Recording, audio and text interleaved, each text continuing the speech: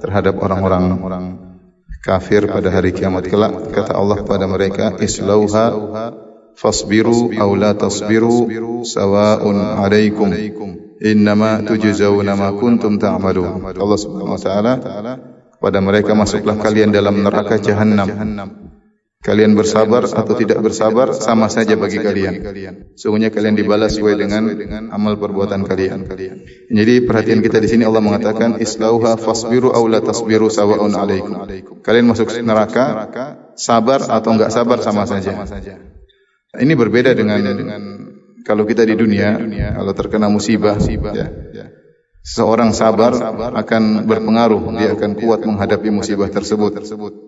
Apalagi dia bisa bersabar dengan melihat orang sekelilingnya, ternyata orang-orang di sekelilingnya juga mengalami yang sama.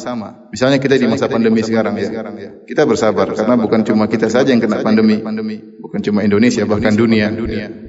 Bukan hanya kita saja orang Islam, non-Muslim juga terkena pandemi. Bukan cuma sebagian teman-teman kita yang meninggal, banyak orang yang meninggal dunia.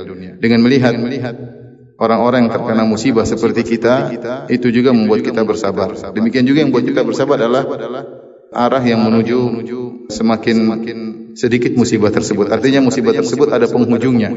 Ada penghujungnya. Suatu saat akan selesai. Entah kapan tapi akan selesai. Ketika seorang tahu bahwasanya musibah tersebut ada penghujungnya, itu lebih membuat dia bersabar.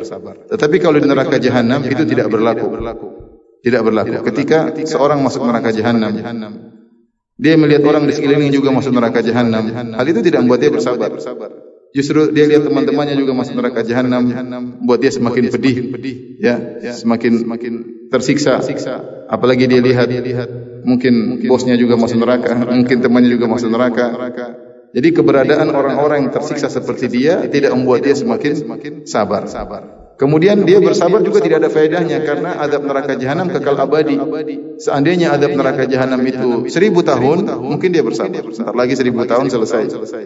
Ternyata azab tersebut tidak ada penghujungnya. Kalau gitu bersabar percuma. Makanya Allah mengatakan islauha fasbiru aw la tasbiru sawa'un 'alaikum. Kalian masuk neraka, sabar enggak ada bedanya.